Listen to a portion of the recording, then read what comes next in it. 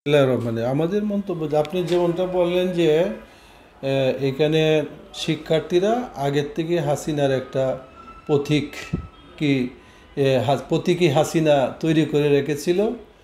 তো আপনারা জানেন যে জুলাই অভ্যুত্থানের পর বাংলাদেশের মানুষের হাসিনার প্রতি এবং আওয়ামী লীগের প্রতি, আওয়ামী লীগদের দূষরদের প্রতি যে তাদের একটা ঘৃণা, আমি মনে করি যে এই সেইটা বিভিন্ন কর্মীরা যে সেটার একটা ঘৃণার প্রকাশ হয়তো তারা সেখানে করেছে। এটা নট কোনো নারী ফেসিবাদ, হ্যাঁ, কোনো নারী হিসাবে অপমাননা করা হবে না। আমরা দেখেন হেফাজতে ইসলাম নারীদের সম্মান, সম্ভ্রম এবং তাদের মর্যাদার প্রতি আমরা সবসময় খেয়াল রাখি এবং আমরা মনে করি যেটা যে সত্যিকারের নারীদের সম্মান অর্জিত হবে কোরআন এবং হাদিস বর্ণিত যেভাবে নারীদেরকে সম্মান দেওয়া হয়েছে, এইটাই আসলে তাদের সত্যিকারের সম্মান।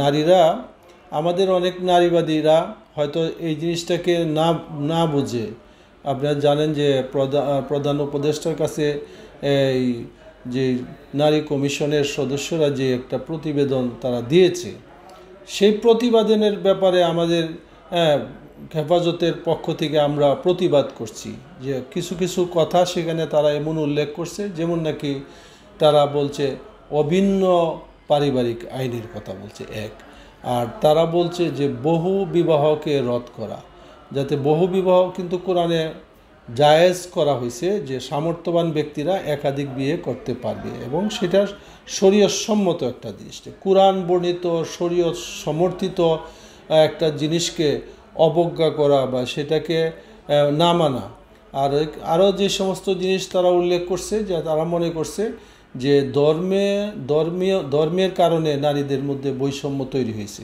এটা তো আমরা বিশ্বাস করি না, বরং ধর্মে তো কোনো বৈষম্য তৈরি করা হয়নি। ধর্ম নারী এবং পুরুষ প্রত্যেকের জায়গায় তাকে সম্মান দেওয়া হয়েছে। হ্যাঁ, নারীরভাবে তার সে সম্মানিত। নারী আমাদের মা, নারী আমাদের বোন, নারী আমাদের স্ত্রী। হেফাজত কর্মী যারা, এদের বাড়িতে কোনো নারী নাই, এদের মা নেই, এদের বোন নেই, সবই তো আছে। তো নারীকে অসম্মান করার কোনো নেই। হ্যাঁ, আমাদের যে সমস্ত নারী বোনেরা যারা এই প্রতিবেদন তৈরি করেছে, আমরা মনে করছি যে তারা কোরআনের খেলাফ, হাদিসের খেলাফ, এবং যে সমস্ত আপনারা জানেন যে তারা এক জায়গায় তারা এটাও বলেছে যে যারা যৌনকর্মী আছে তাদের পেশাকে একটা শ্রমের মর্যাদা দিতে হবে। তো শ্রমের মর্যাদা দেওয়ার অর্থ কী? যে যৌনকর্মকে সমর্থন করা, তারা একটা সার্টিফিকেট পেয়ে যায় যে এই কর্মটা তারা খেতে পারবে, কিন্তু এটা তো শরীয়তে নিষিদ্ধ, সবচেয়ে খারাপ কাজ। এই জঘন্য কাজের, জঘন্য পেশায় যদি কোনোভাবে আমাদের কোনো বোনেরা যুক্ত হয়ে থাকে, তাদেরকে মানে সামাজিকভাবে সহায়তা করা, এদেরকে মানে সঠিক পথে নিয়ে আসা, এটা তো আমাদের দায়িত্ব যে তারা যাতে সঠিক পথে ফিরে আসে, সেজন্য তাদেরকে আমাদের যেভাবে সাপোর্ট দেওয়া দরকার সেভাবে সাপোর্ট দেবে। সেই ধরনের সুপারিশ তারা করতে পারত, কিন্তু সেই ধরনের সুপারিশ না করে যৌনকর্মকে একটা শ্রমের মর্যাদা দেওয়ার কথা বলতে আমরা এই বিভিন্ন ব্যাপারে আমরা জানেন যে শুধু আমরা বলছি এরকম না। আজকে আমি জানতে পারছি যে হাইকোর্টে এই নিয়ে একটা রিটও করা হয়েছে। আপনারা অবশ্যই গণমাধ্যম কর্মী হিসেবে জানেন যে এই ব্যাপারে রিটও করা হয়েছে যে যেই জায়গায় তারা মানে যেই কথাগুলা তারা করে উল্লেখ করে যে এখানে আমাদের নারীদের অমর্যাদা হয়েছে এবং ইসলামের অমর্যাদা হয়েছে, দ্বীনের খেলাফ হয়েছে, অথবা কিছু কিছু ক্ষেত্রে সংবিধানেরও খেলাফ করছে তারা।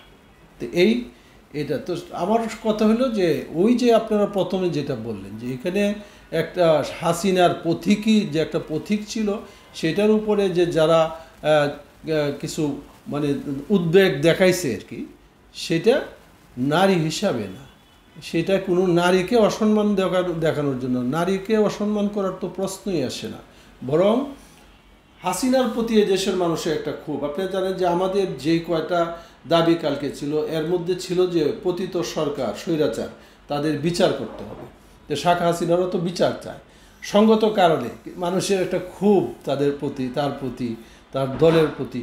কারণ জুলাইয়ে এবং আগস্টে যে গণহত্যা চালিয়েছে, ইংল্যান্ডে এত 16 বছর যে সে স্বৈর শাসন চালিয়েছে, বিনা ভোটে সে ক্ষমতায় ছিল, এতে তো মানুষের তার প্রতি শেখ হাসিনার প্রতি মানুষের ক্ষোভ, নারীর প্রতি কোনো ক্ষোভ নেই।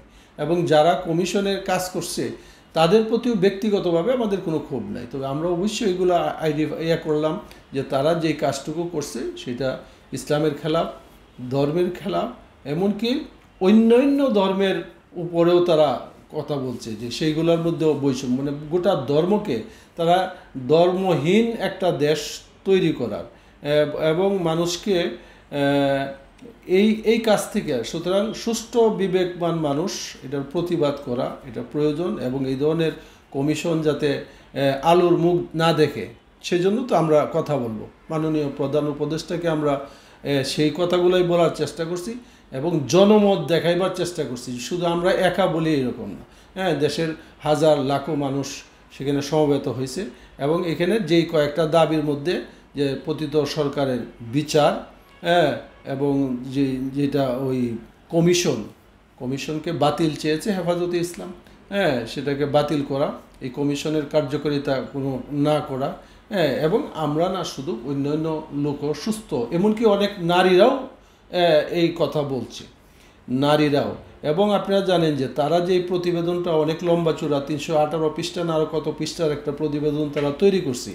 এই প্রতিবেদনে তারা প্রায় 40টা বৈঠক করছে, কয়েকটা কি আরও 30টার মতো তারা সভা করছে, যেগুলো তারা উল্লেখ করছে। তো এতগুলো করার পরে এদেশের অধিকাংশ নারীর মতামত তো এখানে প্রকাশ পায়নি। অধিকাংশ নারীরা কি চায় তাদের কাছে যাওয়াই হয়নি।